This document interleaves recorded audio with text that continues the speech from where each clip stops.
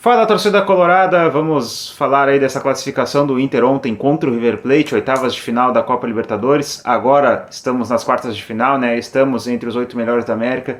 Vamos desfrutar desse momento, né? A gente não sabe até quando essa felicidade vai, né? Então vamos aproveitar esse momento, vamos desfrutar um pouco dessa alegria que a gente não sabe até quando vai acontecer, né? Nesse vídeo aqui eu quero falar um pouco assim sobre as coisas inacreditáveis que aconteceram ontem, né?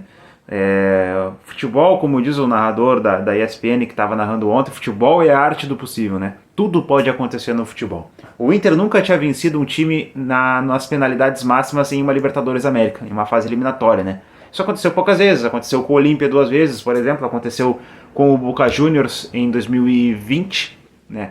Que o Inter perdeu pro Boca lá nos pênaltis, e o Inter agora contra o River nas penalidades máximas pela primeira vez se sai vencedor numa Libertadores da América.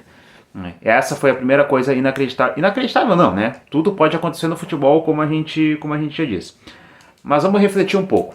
Momento psicológico do jogo. Quando o Inter toma o primeiro gol, né? O gol do River Plate, quando ele ocorre, é no momento chave do jogo, é terminando o jogo. O Inter tinha feito 2-0, estava classificado no tempo normal. Porém, toma aquele gol e, claro, a gente pensa, não, o momento psicológico do time vai jogar contra a gente. Vem todo aquele filme na cabeça, né, das decepções, das derrotas de sempre, que tem acontecido nos últimos anos dessa forma. O Inter chega ao resultado e depois toma um gol, sempre um gol, né, daquela forma, bola parada, desatenção, a bola aérea defensiva do Inter muito ruim, como sempre. E não aconteceu, né? O time soube manter o psicológico, não tomou o gol da virada, o gol de empate, que quase aconteceu, inclusive, né? Que poderia ter ocorrido. Soube manter o jogo, tentou fazer o terceiro, né? Não conseguiu, e levou para os pênaltis. A gente pensa também que quando o time adversário faz esse gol e chega às penalidades máximas, porque o Inter estava classificado, aí o River Plate faz o seu gol e a gente vai para as penalidades máximas, né? A gente pensa, bom, agora o River Plate chegou nas penalidades máximas, conseguiu reverter aquele resultado de estar eliminado. Pronto, o momento psicológico está com o time que chegou nas penalidades e que fez esse resultado. Se fosse 1-0 o jogo para o Inter ou se fosse, por exemplo, ao contrário, né? O River Plate feito o primeiro gol e o Inter tivesse feito 2, a virada. Aí ia para os pênaltis com um momento diferente, né? E o psicológico estaria do lado do Inter. Não foi o que aconteceu. Foi ao contrário, né? O Inter fez os 2 gols e o River Plate fez o seu empate nos 180 minutos. E aí a gente pensa, pronto, né? Mais uma decepção, mais uma derrota em pênaltis, aquela coisa toda. Naquela Libertadores de 2021, o Inter perdeu em casa, né? Não lembro como é que foi contra o Olímpia, mas enfim. Levou para as oitavas de final, levou para as finalidades máximas e acabou perdendo.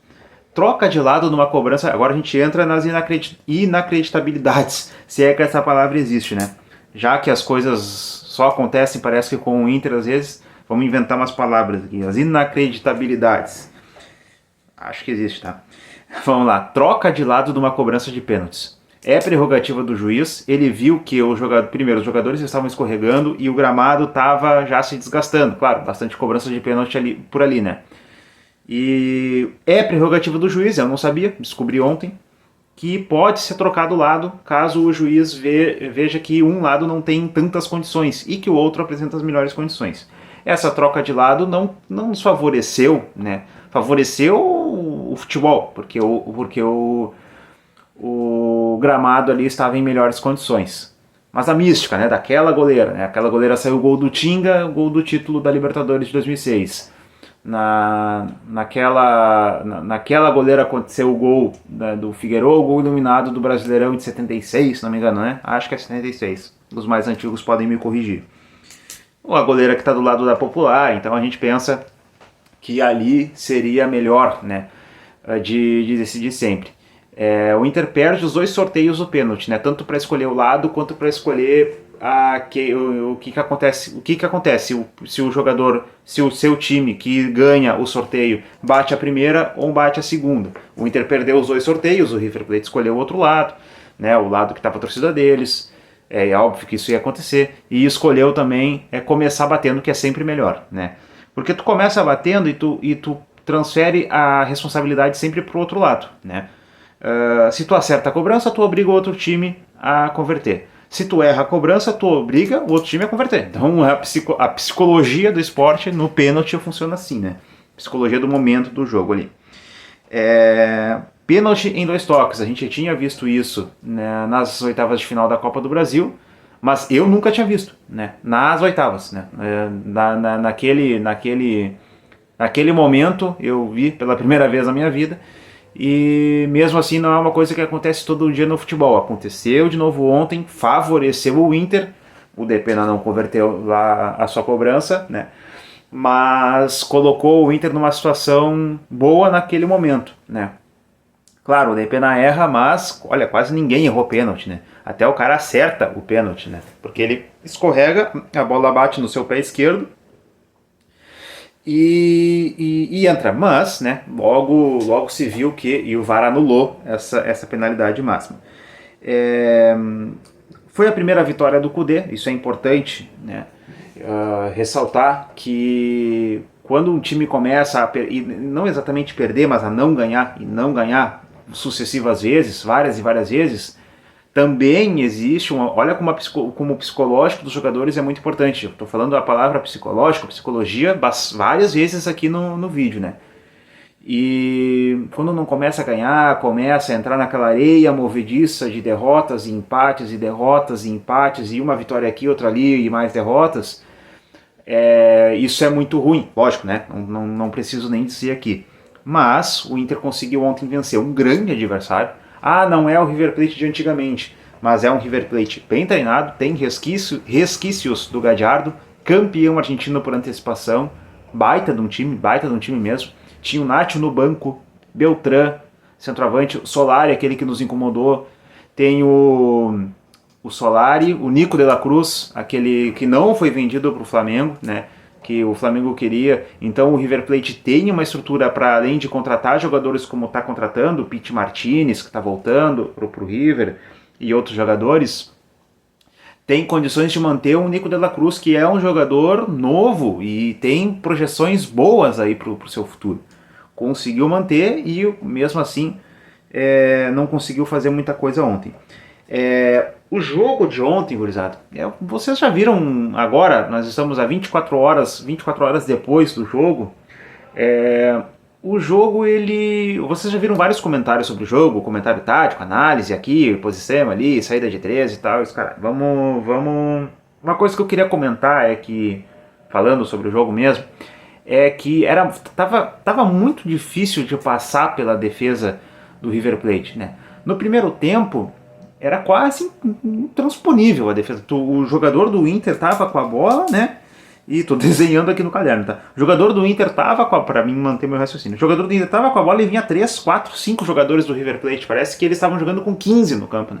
Eles se multiplicavam em campo e acabou criando muitas dificuldades. O jogo tava mordido, tava brigado, tava encardido, como os argentinos gostam.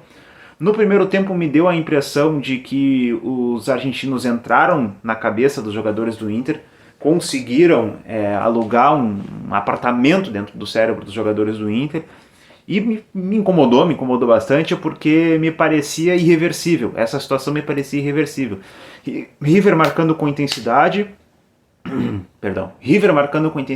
os jogadores em cima, a arbitragem, claro que teve o pênalti sonegado, em cima do Bustos, se não me engano, acho que, se não me engano, foi o Bustos ou o Maurício, um dos dois. Claro que teve esse pênalti sonegado, mas os jogadores do Inter foram para cima, foram reclamar com a arbitragem, como acontece numa Libertadores. A comissão técnica foi para cima da arbitragem também, mas inclusive no intervalo, né, membros da diretoria do Inter foram para cima, Magrão, o presidente Alessandro Barcelos, perdão, e parecia que os jogadores do River Plate, o time do River Plate, tinha entrado dentro da mente dos jogadores do Inter. E não só dos jogadores, da comissão técnica também, né? E no segundo tempo, claramente o River cansou. Pegou muita questão física para eles. Porque o Inter começou a entrar, começou a ter jogada pelo lado, começou a ter infiltração. Claro que os dois gols foram de bola parada, mas claramente o River estava num momento cansado do jogo, né? Isso favoreceu, lógico, o Inter, que soube agredir, tentou fazer mais vezes isso, né?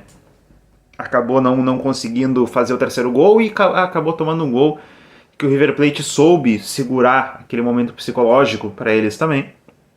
Soube fazer. E claro que o Inter soube segurar esse momento psicológico para si, não tomou o segundo gol e ainda se sobressaiu nos pênaltis. Aliás, o Rocher, né, que não pegou nenhum pênalti, é verdade, na decisão, foi contratado para isso, né, porque se falou muito que ele era esse grande goleiro pegador de pênaltis, foi contratado pela experiência, por ser pegador de pênaltis e tal.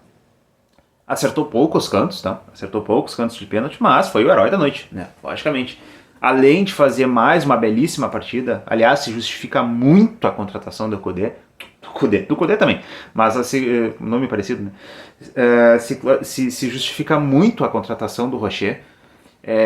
Se falou na imprensa, né? Pelos valores arrisco dizer que não compraria, né? Alguém falou aí, não sei quem, nem vou falar porque não vale a pena. Senão vão dizer que é perseguição.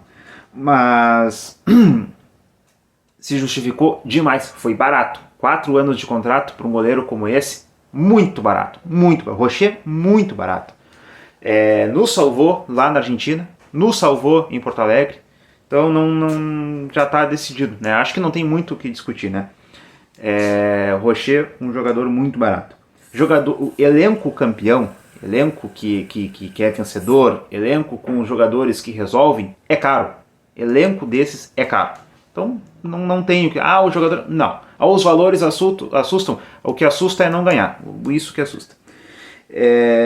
Ruas de Fogo, nem vou falar aqui, porque eu acho que eu não tenho o que comentar. Vocês já sabem muito melhor do que eu o que essa torcida faz, o que essa torcida já fez e o que essa torcida ainda pode fazer.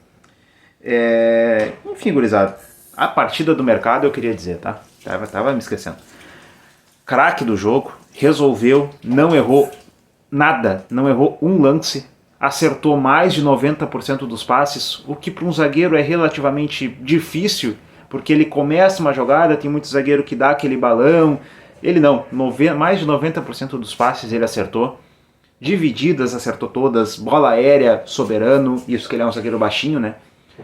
Fez o gol, o primeiro gol, aquele que destrancou a defesa do River, para depois o Alan Patrick fazer o segundo de falta, com um desvio, é verdade, do zagueiro argentino, do sistema defensivo ali, do jogador do sistema defensivo do River Plate.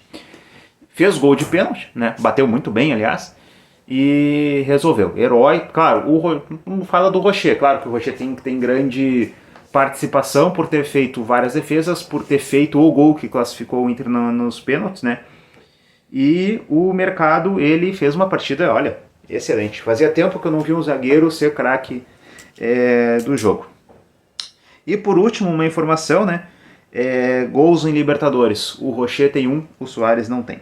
Gurizada, se inscreve no canal, ativa o sininho das notificações para receber os nossos conteúdos em primeira mão e vai lá nas nossas redes sociais, Facebook, Twitter e Instagram, @hablamosgrenal. Tá certo? Um abraço e até a próxima.